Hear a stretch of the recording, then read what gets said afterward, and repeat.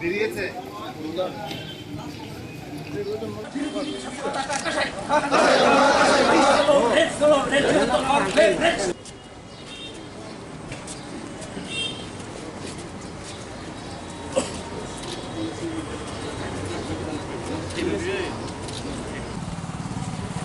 অনুরোধ হিসেবে ভালো থাকবেন। তোমরাই মোরা বলছে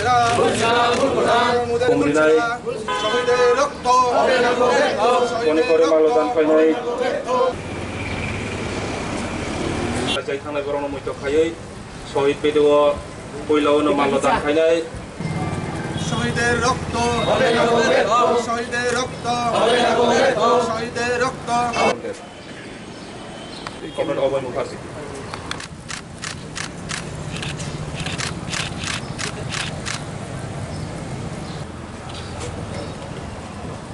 শহীদ চরণে আপন মনের রক্ত ঋণ শোধ করুন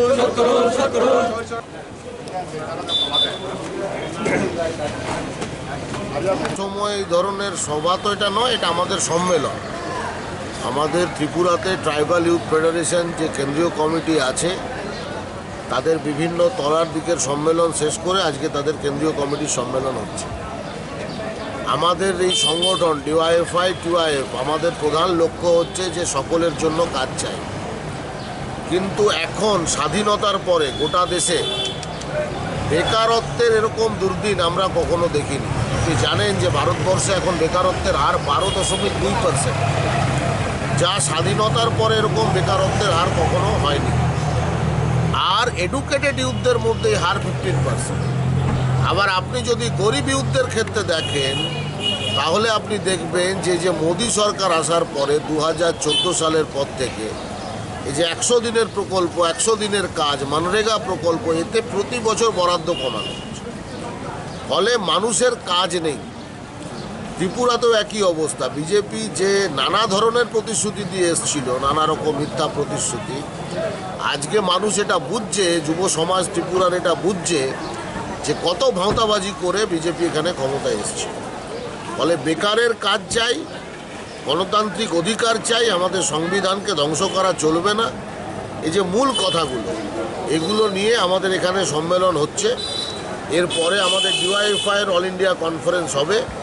গোটা দেশে এবং ত্রিপুরা রাজ্যে ডিওয়াইএফআই এবং টিওয়াইএফ আমরা একত্রিতভাবে কাজের দাবিতে, গণতন্ত্রের দাবিতে, সম্প্রীতির দাবিতে লড়াই করব।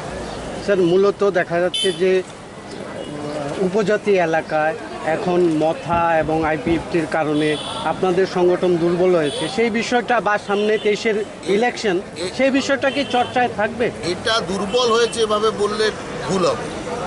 আমাদের যেটা ধারণা, কিছু মানুষ বিভ্রান্ত হয়েছে, সেইটা ট্রাইবালদের মধ্যেও আছে, সাধারণ মানুষের মধ্যেও আছে, এরকম আলাদা কোনো ব্যাপার না। এবং অভিজ্ঞতা থেকে মানুষ আবার এটা বুঝছে যে বামপন্থীরাই বিকল্প। আপনি এখন ত্রিপুরাতে নানা জায়গায় শুনতে পাবেন যে সবাই বলছে যে না, আগের সরকারটাই ভালো ছিল, মানুষের কথা ভাবত। ফলে আমরা এটা বিশ্বাস করি যে আগামী নির্বাচনে উপজাতি অংশের মানুষ, অন্যান্য অংশের মানুষ সবাই বামপন্থীদের পক্ষেই আবার তাদের সমর্থন তারা ফিরিয়ে দেবে। 23-এর নির্বাচন নিয়ে কি কোনো ধরনের আলোচনা হবে এখানে? এখানে আমাদের নির্বাচনটা প্রধান ব্যাপার না, আমাদের সংগঠন, কাজের দাবিতে লড়াই। যুবরা যাতে কাজ পায় সেজন্য আমরা লড়াই করব। এবং তার জন্য তো এটা ইম্পর্টেন্ট যে যদি ত্রিপুরাতে বামপন্থী সরকার থাকে তাহলে যুবদের কাজ পাওয়ার প্রশ্নটা অনেক সুনিশ্চিত। ফলে নিশ্চয়ই 23-এ বামপন্থী সরকার যাতে ত্রিপুরাতে প্রতিষ্ঠিত হয় সেই লড়াইতেও যুবরা থাকবে। বর্তমান সময়ে ত্রিপুরা মতো একটা উল্লেখযোগ্য স্থান রাখছে পাহাড়ে, সেই জায়গাটা কীভাবে আপনারা কি মনে করেন? পাহাড়ে আইডেন্টিটি পলিটিক্সের মধ্যে মানুষকে ভাগ করার চেষ্টা হচ্ছে, কিন্তু ট্রাইবাল নন ট্রাইবাল এরকম কিছু ব্যাপার না। সব মানুষের প্রকৃত সমস্যা এক। আমার ধারণা, আমি আগেই বললাম যে বিভ্রান্তি তারা তৈরি করছে জাতপাতের নামে, আলাদা ত্রিপুরা ইত্যাদি ইত্যাদি, এগুলো বেশি দিন বিভ্রান্ত করতে পারবে না, মানুষ আবার ফিরে আসবে।